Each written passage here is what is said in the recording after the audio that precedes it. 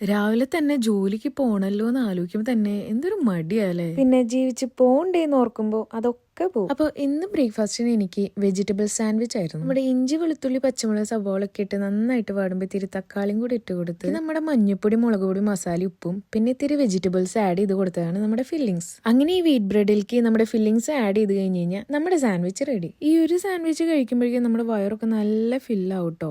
എങ്ങനെയുണ്ട്? കാണാൻ തന്നെ നല്ലൊരു ലുക്കല്ലേ, എന്നെ പോലെ.